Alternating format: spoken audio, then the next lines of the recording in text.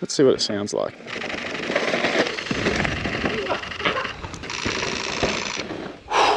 Hopefully I don't crop his head off. I cropped his head off.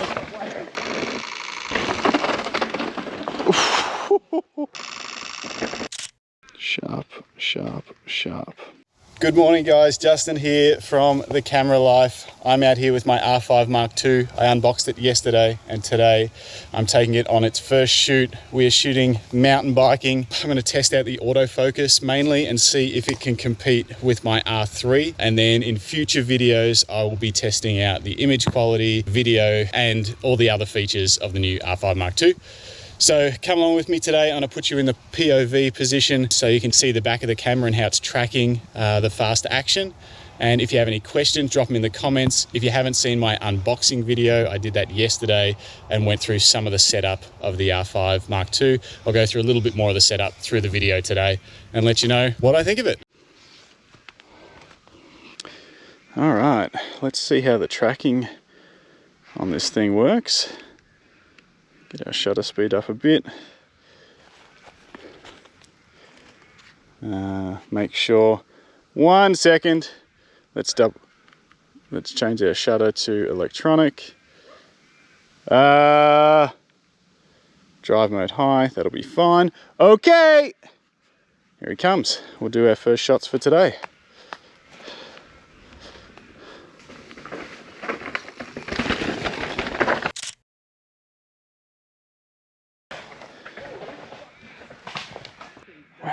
Sharp.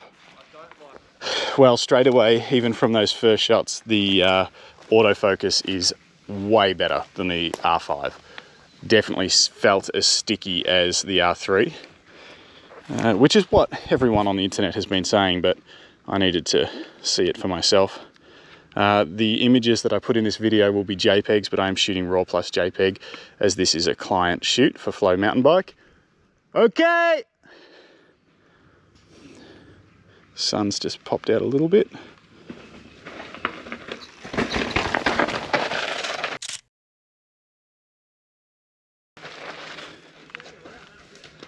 Man.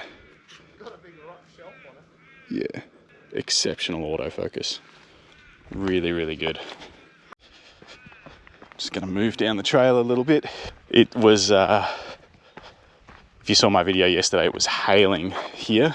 Big storm rolled through, so it's pretty slippery out on these rocks. All right, I'll get a bit of a drop, tiny little drop, but stay on the wide angle for now. I'm using the RF 15-35 lens, but I would like to try the 14-35 f4. I think it would balance really well on this camera. Speaking of which, I might put this to f4, test it out at ISO 800. We are going to switch to cloudy white balance, which seems maybe a tiny bit warm. We'll see. Okay!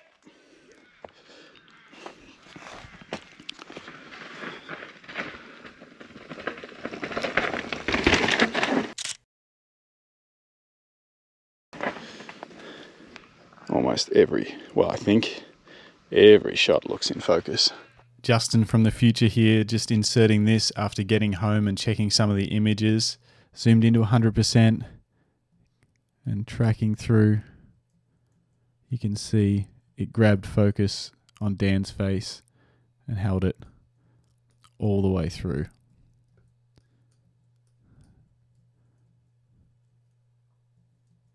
Even as he exits the corner there, still focusing on him until he goes behind this tree.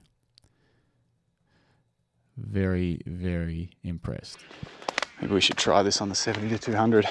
Try a front-on angle of this drop. I've said it once, I'll say it again. Love this camera bag.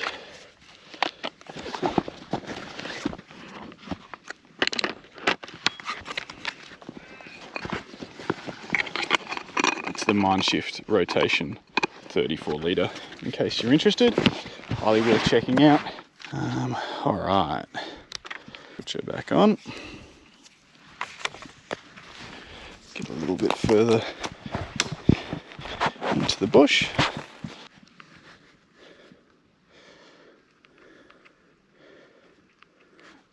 Okay. I'm using this large zone autofocus.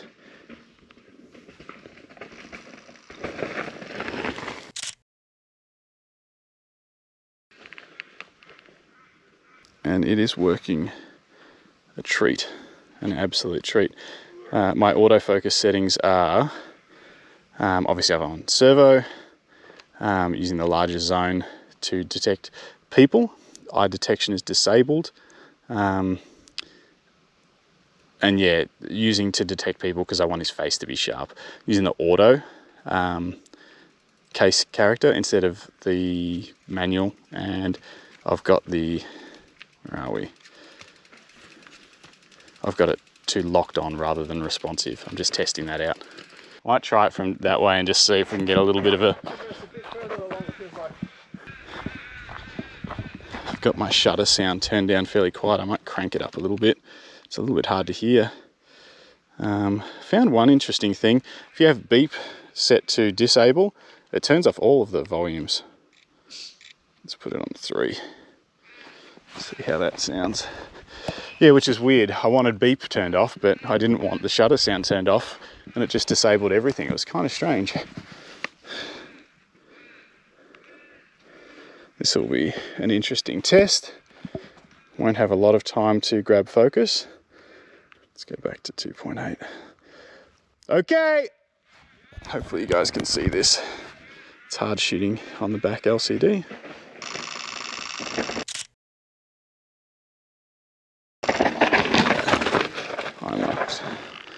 I mucked that up. So it hasn't got focus there. It does have it there though. Yeah, I was a little bit too low. Can you go again for me? Alright, we're going to try that shot again. Hopefully I don't muck it up this time.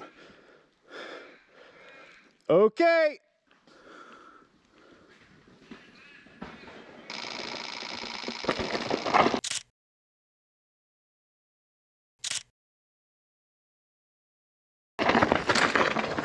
Let's try another spot on the same line but further down. Okay! I'll have a little bit more time to acquire focus.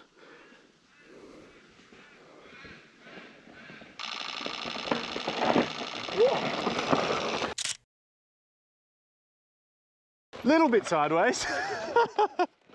Goes flat straight into the thing. Your face turned from like concentration to concern. Back to the 15 to 35. I always switch the camera off so the shutter is closed.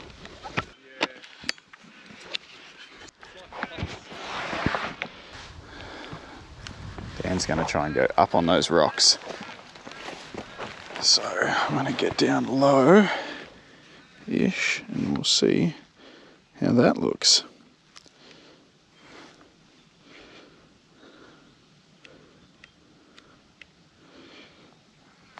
Okay, I'm going to change to the, I don't know what this zone's called, long and wide.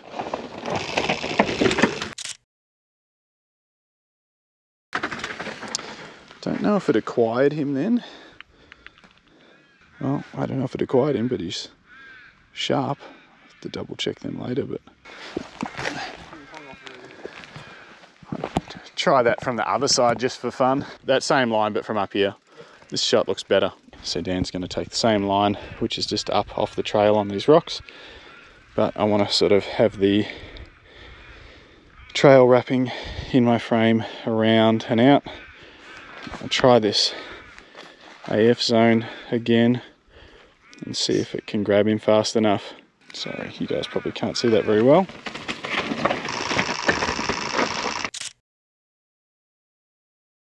I mean, it tracked him. Sharp, sharp, sharp.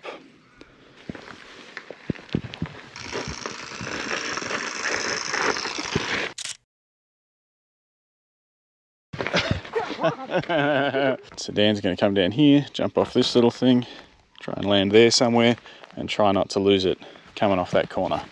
So I'm going to set up here. Still on the 15 to 35. Hang on, let me tilt that up for you guys. Yeah, like so. Okay. Let's swap to 1600 f4. Let's go back to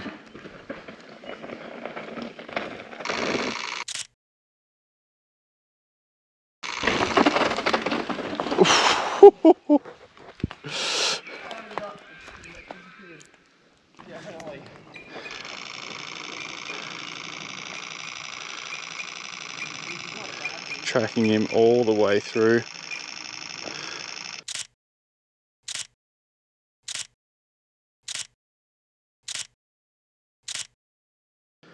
It was a bit of a test to see, because I've got it set to be more sticky once it selects a subject, so I thought it'd be interesting to see how it went through the trees.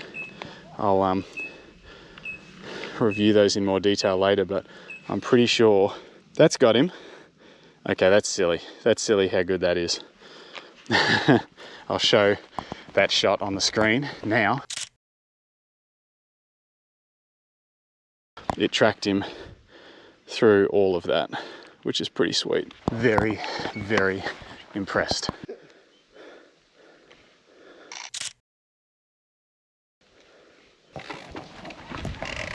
Just heading in on another trail. It sort of goes down through that bit, might be alright, and then back across. If any of you guys are shooting sports with the R5 Mark II, let me know in the comments what you think, how you've set it up. I'm still learning about the these high-speed display and blackout-free display modes. Yeah, that one little spot. We'll try coming through here, descending somewhere where I can get some rocks in it. Yeah, here. What do you guys think? Does it look okay? Hopefully the viewfinder's bright enough that you've been able to see. I've got it turned up to max. All right. See if it acquires him quick enough now.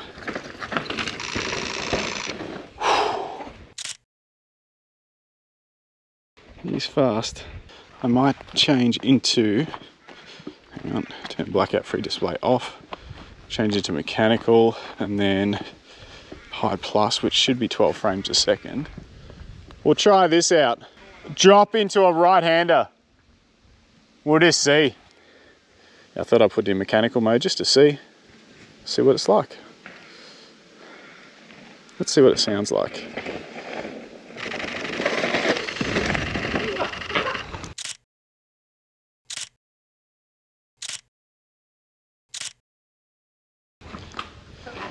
Couple of shots in there. That little jump off that thing was cool. Let's do that little jump just to see. I don't know if I'll be able to make it look as cool as it is. It's pretty tight in there. Yeah.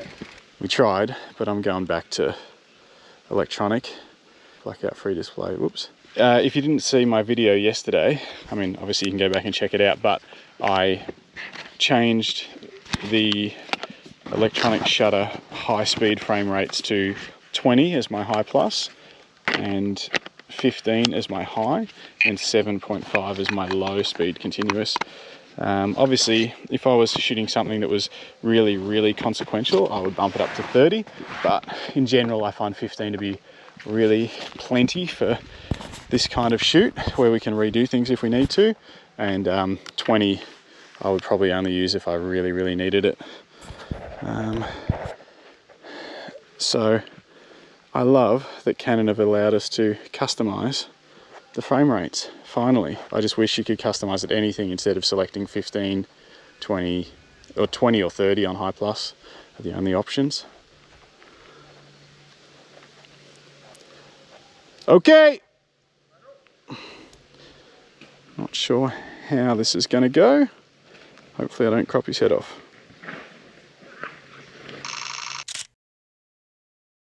I cropped his head off.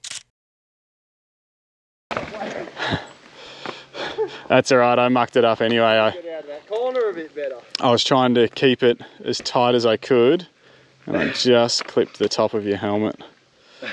We'll try it one more time. It'll be worth it. This is a cool shot. Okay, so let's allow for a little bit more height, and let's see once again how the camera goes acquiring focus. Okay, ready when you are. I'm at just under 100 mil. I think I was at just over 100 mil on the last shot.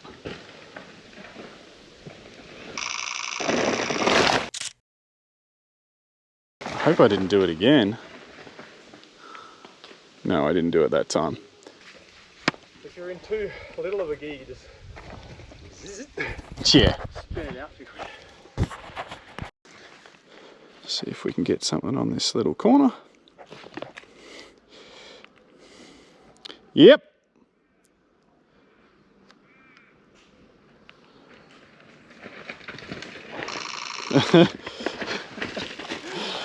It's all right.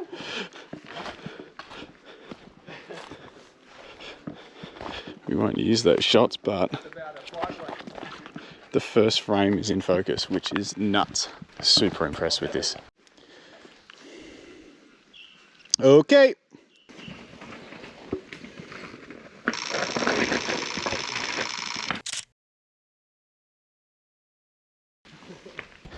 Got to go down this chunky section of trail, and believe it or not, I'm not the most confident mountain biker. Let's see what happens. Woo. Not very steep, but it's slippery and chunky.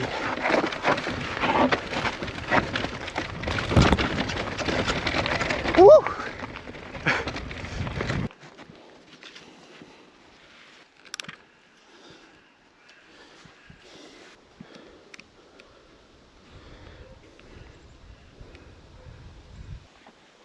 Okay.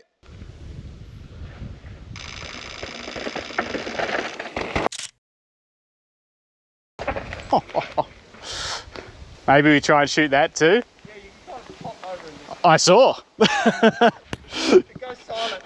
It was like you were airborne and then you were like, now I need to brake. So, yeah, we'll try and get you airborne. Jumping over these rocks. Not a huge thing, but I like the feel of the joystick better. I still wish they had put the optical touch button that's on the R3 on here, but this is still a decent upgrade for moving the AF zone around. Okay, let's see how he goes. Let's see if I get this right.